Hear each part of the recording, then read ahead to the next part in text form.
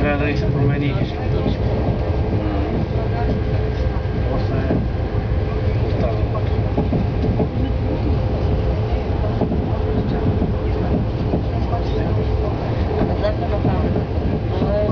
Да, факултета, нали му чистиха един.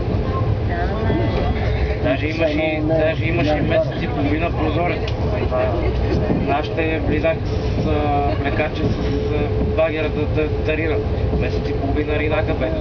Що го да изчистили? Сега е трагедия. Все едно не е чистено въобще.